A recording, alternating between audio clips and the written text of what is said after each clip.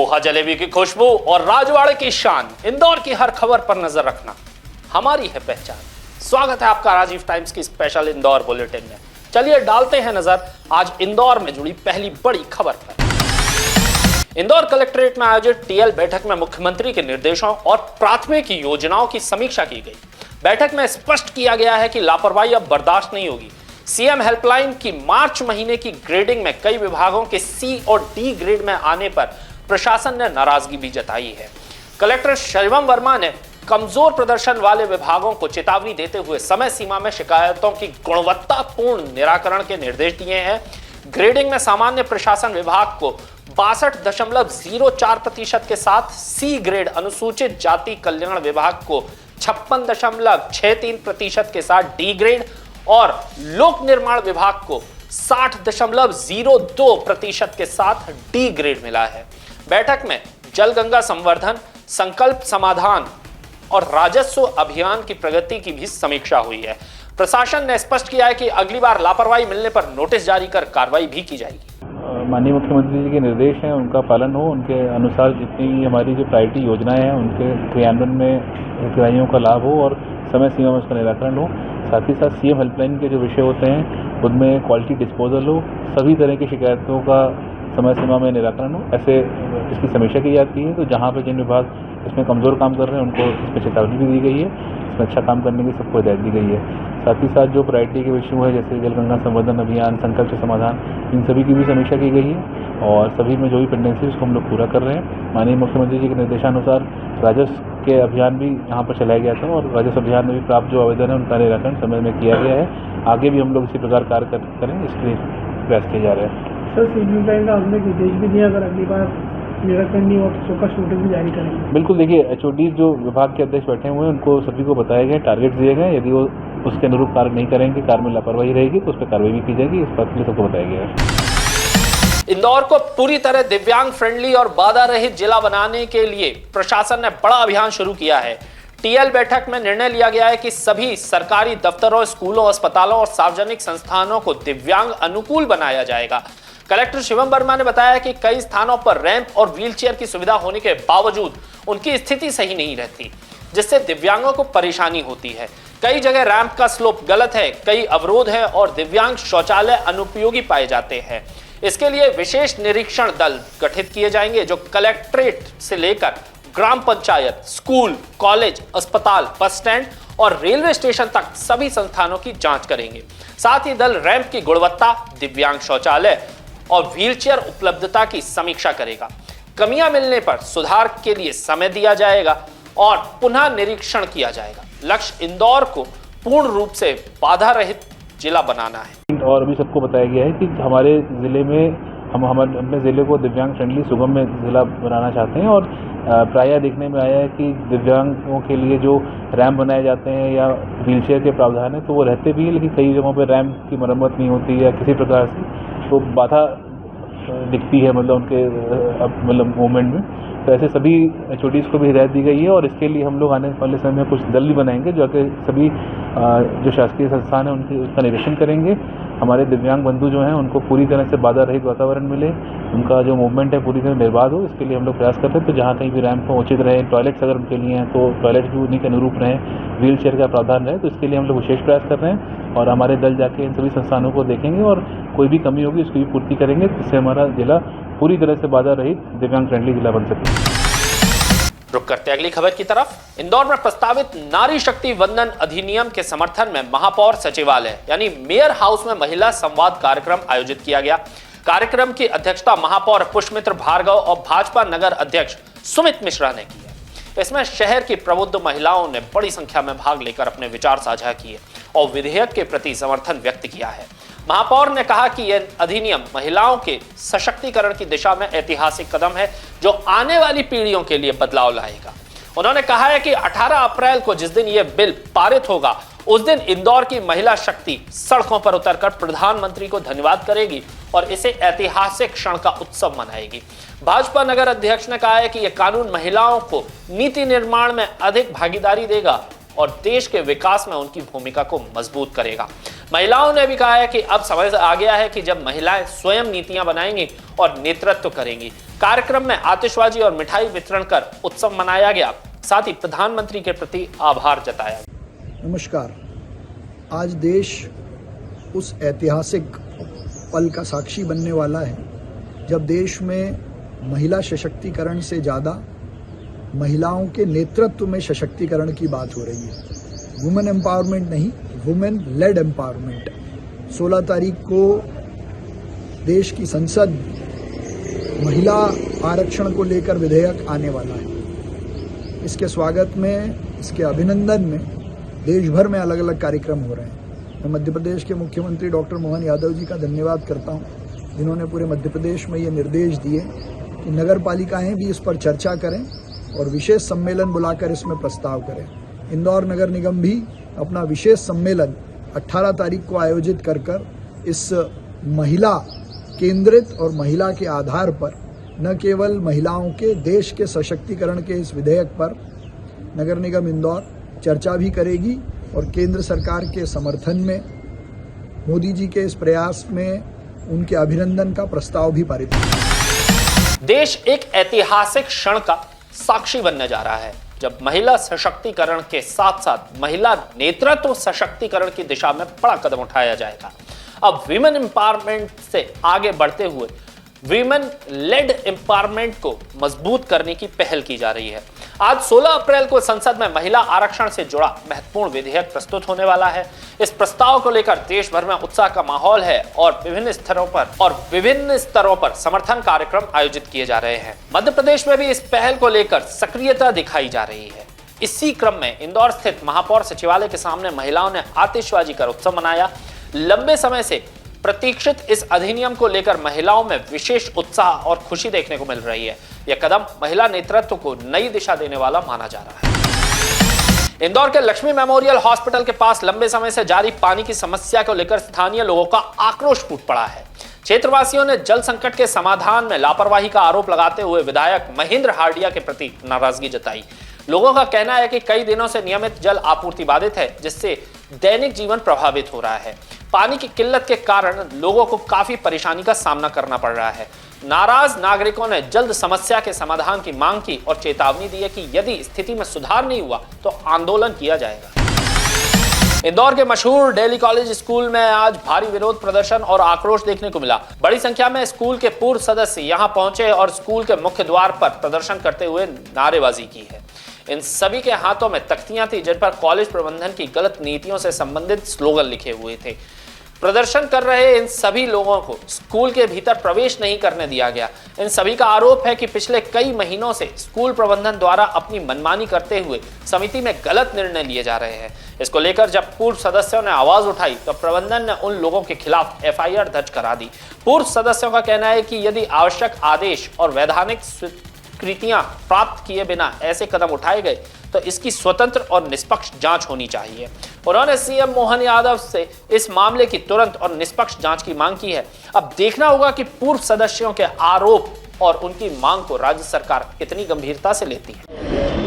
जैसे कि आप सबको पता है, हम आज यहाँ पे हमारी हित की लड़ाई के लिए खड़े हुए हैं और हम सबको हमारे स्कूल से प्यार है, इसलिए हम आज यहाँ पे खड़े हुए हैं। अब वक्त ऐसा आ गया है कि हमें यहाँ रोड पे खड़ा होकर अपनी आवाज़ उठानी पड़ रही है। एडमिशन हमारे ही स्कूल में अपने बच्चों को देने के लिए हमें 10 बार सोचना पड़ता है। हम इतना इन लोगों ने हम लोगों को दबाव बना दिया है कि हमें बोलने के पहले भी अब डर लगने लगा है। हमने बहुत कोशिश करी है और गलत तरीक़ों से हमारी आवाज़ को दबाया जा रहा है, जिस वजह से आज ये प्रदर्शन हुआ है। और हम अंदर जो लोग गए हैं प्रिंसिपल मैम से बात करने, तो हम यही उम्मीद रखते हैं कि हमारी आवाज़ अच्छी तरीके से, सही तरीके से सुनी जाए। हमारे जो हित और हमारी जो हक है वो हमें बरकरार रहे, हमसे छीना ना जाए। और इसी उम्मीद के साथ आज हम यहाँ पे आए हैं। परेशानी आ रही है आपको यहाँ पर, जिसके कारण आपको ये प्रदर्शन करना पड़ा? स्कूल गवर्नेंस में क्या प्रॉब्लम आ रही है? स्कूल गवर्नेंस में ये प्रॉब्लम आ रही है कि जैसे कि आपको सुमित शुक्ला जी ने भी बताया, हमारे पास काफ़ी स्टे है, कॉन्स्टिट्यूशन को अमेंड कर रहे हैं नए तरीके से, गलत चीज़ों को बढ़ावा मिल रहा है, जिसके अगेंस्ट ऑलरेडी ऑर्डर्स है। उसके बावजूद इन लोगों ने सर्कुलर मतलब मीटिंग करके जो नहीं करनी चाहिए थी, गलत तरीके से आगे लाने की कोशिश कर रहे हैं। हम चाह रहे हैं कि वो सही तरीके से हो, जो भी हो हम सबकी आवाज़ों को सुने और हम सबके वोटिंग राइट्स के उस पर हो। आप अचानक ऐसा क्या हुआ जो स्कूल को इतना चेंज करना हुआ, ऐसा कैसा हो रहा है एकदम अचानक, ऐसा क्यों हुआ? सर अचानक नहीं हो रहा है, कई सालों से ये सब चल रहा है और हमारे कई मेंबर्स हैं जो कई सालों से इन चीज़ों पर आवाज़ उठा रहे हैं, लेकिन हमारी आवाज़ सुनी नहीं गई। आज हमें यहाँ आके ये अपनी आवाज़ उठानी पड़ रही है, इसलिए आज ये बात इतनी बढ़कर आपके सामने इस प्रकार से आ रही है। इंदौर नगर निगम द्वारा महापौर बस पास योजना में की गई शुल्क वृद्धि को लेकर छात्र संगठनों ने विरोध जताया है। पहले 200 रुपए का पास अब बढ़ाकर 400 रुपए कर दिया गया है, जबकि सामान्य पास 600 से बढ़ाकर 1200 रुपए कर दिया गया है। छात्र संगठनों का कहना है कि यह वृद्धि गरीब और बाहर से आकर पढ़ाई या नौकरी करने वाले लोगों पर अतिरिक्त बोझ डालती है। पहले से ही किराया और शिक्षा खर्च अधिक होने के कारण नए शुल्क का असर उनकी जेब पर पड़ेगा। संगठनों ने मांग की है कि वृद्धि को कम किया जाए तथा वृद्ध और दिव्यांगजनों के लिए विशेष सुविधा भी दी जाए। इसी के साथ ही भंवरकुआ स्थित टंटिया भील चौराहे की अव्यवस्थाओं को लेकर भी शिकायत की गई है। वहां खराब लाइटिंग, साफ सफाई की कमी, बंद फव्वारा और सीसीटीवी की अनुपस्थिति जैसी समस्याएं बताई गई। छात्र संगठनों ने चेतावनी दी है कि मांगे नहीं मानी गई तो नगर निगम का घेराव करते हुए प्रदेश व्यापी आंदोलन करेंगे। हालांकि नगर निगम अधिकारियों ने समस्याओं का समाधान का आश्वासन दिया है।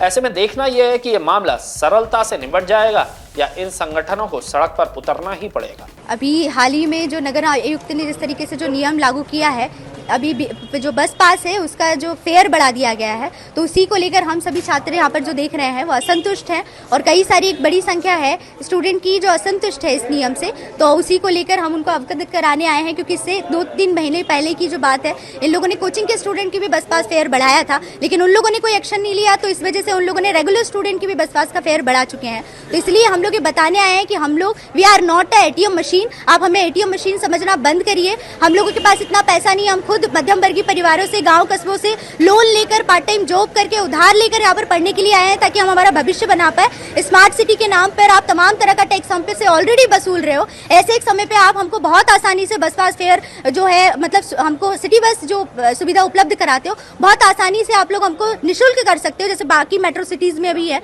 यहाँ पर भी हो सकता है। तो उसको इस तरह के नियम लागू किया जाए ताकि हम लोग हमारी पढ़ाई को बेहतर रूप से कर पाए। लेकिन उल्टा हो रहा है, तमाम तरह का हम लोगों पे बोझ तो है ही, आर्थिक बोझ, ऐसे एक समय पे जो ट्रैवलिंग का बोझ भी हमारे ऊपर लादा जा रहा है। तो उसको ही हम लोग बताने के लिए यहाँ पर आज मौजूद आए थे, और ये बताने के लिए भी आए थे कि तमाम जो स्टूडेंट है, चाहे वो ब्लाइंड स्टूडेंट हो, जो हमारे सीनियर सिटीजन हो, उन पर भी इन लोगों ने जो 1200 रुपए की फीस वृद्धि की गई है बस पास के नाम पे, उसको तुरंत वापस लिया जाए और छात्रों के हित में, आम नागरिकों के हित में वो नियम। हम उसको लेकर यहाँ पर आए हैं और छात्र काफ़ी आक्रोशित हैं, क्योंकि सवाल उनके पढ़ाई लिखाई का है।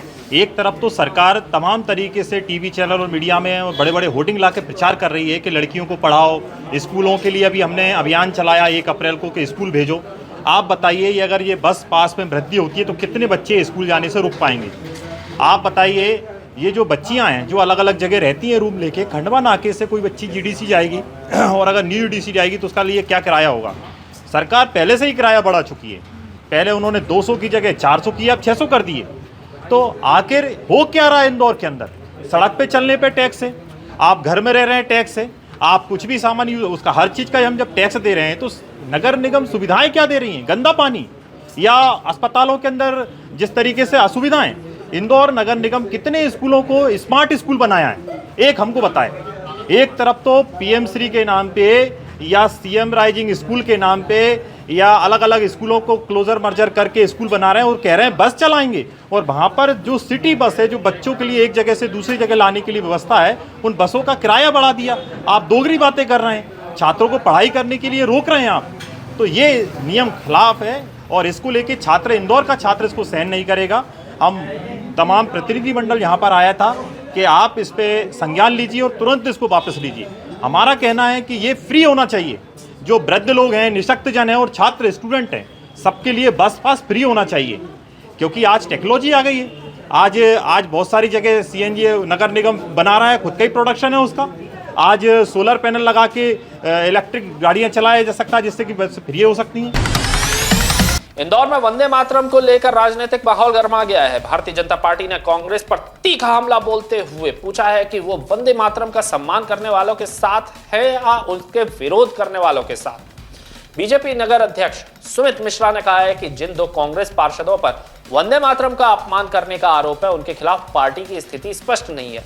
उन्होंने आरोप लगाया है कि पार्षदों द्वारा सार्वजनिक रूप से गीत का विरोध किया गया और अपमानजनक भाषा का उपयोग किया गया, जिसके बाद पुलिस ने एफआईआर दर्ज की है। सुमित मिश्रा ने यह भी कहा है कि कांग्रेस नेता चिंटू चौकसे द्वारा पार्षदों को पार्टी से बाहर करने की मौखिक बात कही गई है, लेकिन इसका कोई आधिकारिक प्रस्ताव सार्वजनिक नहीं किया गया है।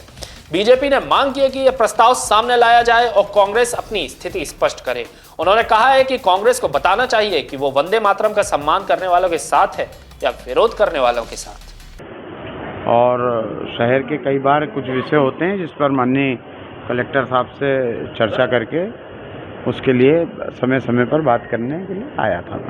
कांग्रेस आरोप लगा रही है कुछ जगहों के बिल्स भी कांग्रेस ने दिए हैं कि नगर निगम में पैसा निकल गया है लेकिन सड़कें नहीं बनी है, ऐसे आरोप कांग्रेस द्वारा लगाए गए। देखिए, कांग्रेस वंदे मातरम के अपमान करने के बाद अभी कांग्रेस से केवल एक प्रश्न करना चाहिए कि जिन 2 महिलाओं ने, कांग्रेस की पार्षदों ने वंदे मातरम गीत को गाने से मना ही नहीं किया, अपितु सार्वजनिक तौर पर अपमानित भाषा का भी उपयोग किया। स्वयं चिंटू चौकसे जनता को झूठ परोसने के लिए मौखिक तौर पर उन्हें कांग्रेस से बाहर करने का अनेक बार बोल चुके हैं। कई बार वो मीडिया के सामने ये भी बोल चुके हैं कि मैंने इस बात का प्रस्ताव प्रदेश कांग्रेस को भेज दिया है।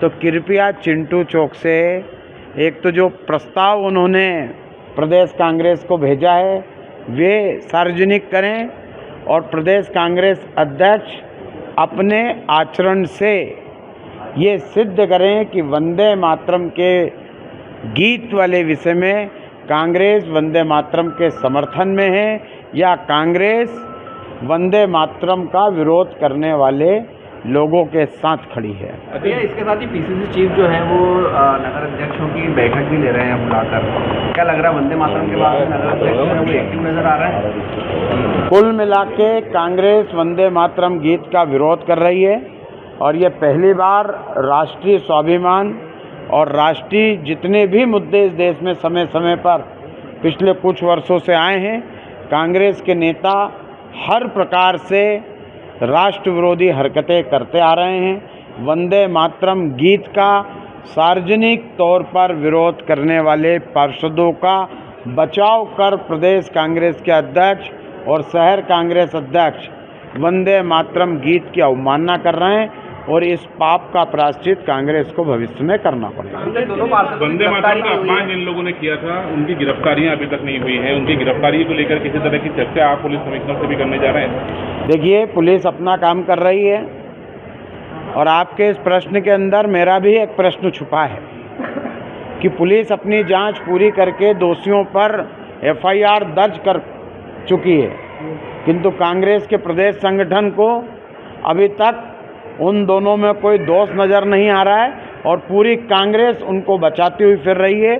मैं कांग्रेस के तमाम नेताओं से पूछना चाहता हूं कि भारत माता की जय, वंदे मातरम, सलाम मादरे वतन और जमी अस्तु जमी अस्तु जमी अस्तु, इन सब का अर्थ वंदे मातरम ही होता है, माँ की वंदना ही होता है। इतनी सी बात कांग्रेस की समझ में नहीं आ रही है और वो वंदे मातरम गीत को लेकर राजनीति कर रही है। कांग्रेस को अपने आचरण से इस विषय में स्पष्ट करना चाहिए कि कांग्रेस वंदे मातरम का अपमान करने वालों के साथ है या वंदे मातरम का सम्मान करने वालों के साथ। नारी शक्ति वंदन अधिनियम के तहत इंदौर में 18 अप्रैल को भव्य नारी शक्ति मैराथन का आयोजन किया जाएगा। यह मैराथन सुबह 6:30 बजे राजवाड़ा से शुरू होकर गांधी हॉल तक पहुंचेगी। आयोजन में नारी शक्ति की व्यापक भागीदारी सुनिश्चित की जाएगी तैयारी को लेकर प्रशासनिक बैठक आयोजित की गई है, जिसमें सभी विभागों को जिम्मेदारियां सौंपी गई हैं। अपर कलेक्टर रोशन रॉय ने बताया है कि मैराथन को भव्य और सफल बनाने के लिए पुलिस, नगर निगम और अन्य विभाग मिलकर काम कर रहे हैं। मैराथन में शासकीय और निजी संस्थानों के साथ साथ स्कूल और कॉलेज के विद्यार्थी भी शामिल होंगे। सुरक्षा और यातायात व्यवस्था के लिए पुलिस बल की तैनाती की जाएगी। प्रशासन का लक्ष्य है कि ये योजना नारी शक्ति के सम्मान और भागीदारी का एक प्रेरणादायक उदाहरण बने, जिसमें समाज के हर वर्ग की सहभागिता हो। देखिए, एक नारी शक्ति बंधन जो कार्यक्रम है उसके अंतर्गत मैराथन का आयोजन किया जा रहा है, जिसमें विभिन्न निजी संस्थानों को, शासकीय संस्थान, सभी लोग इसमें पार्टिसिपेट कर रहे हैं। और ये राजवाड़ा से गांधी हॉल तक आयोजित की जाएगी 18 तारीख को सुबह 6:30 बजे। सर, स्कूली बच्चों और महाविद्यालय के बच्चों को इसमें शामिल किया जा रहा है? इसमें सभी बच्चों को, सभी को पार्टिसिपेट किया जा रहा है। इसमें निजी, शासकीय संस्थान, निजी संस्थान, सभी की भागीदारी सुनिश्चित की जाएगी। क्या रूट रहेगा सर इसका? गांधी हॉल, ये राजवाड़ा से गांधी हॉल तक। इंदौर क्राइम ब्रांच ने कार्रवाई करते हुए 121 ग्राम अवैध एमडी ड्रग के साथ एक आरोपी को गिरफ्तार किया है। जब्त मादक पदार्थ की कीमत तकरीबन 12 लाख रुपए आंकी गई है।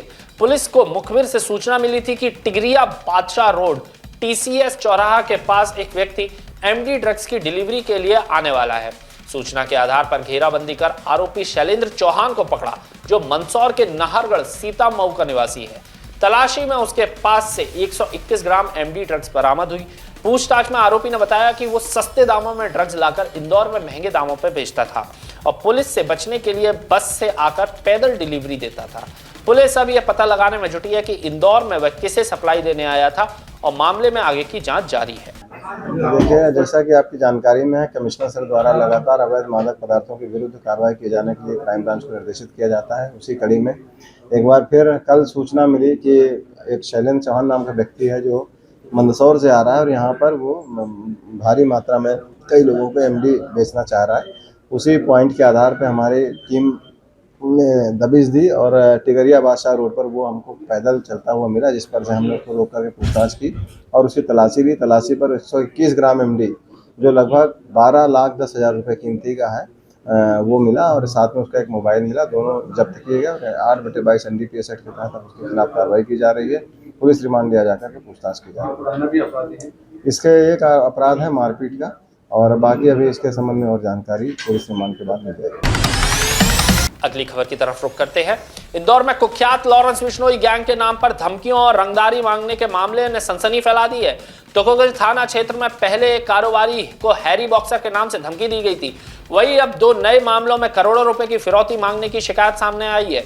हम आपको बता दें, पहले मामले में एक पेट्रोल पंप संचालक और उसके कारोबारी पार्टनर से 10 करोड़ रुपए की मांग की गई थी, जबकि दूसरे मामले में कारोबारी विवेक दम्मानी को करीब 5 करोड़ रुपए की फिरौती की धमकी मिली है।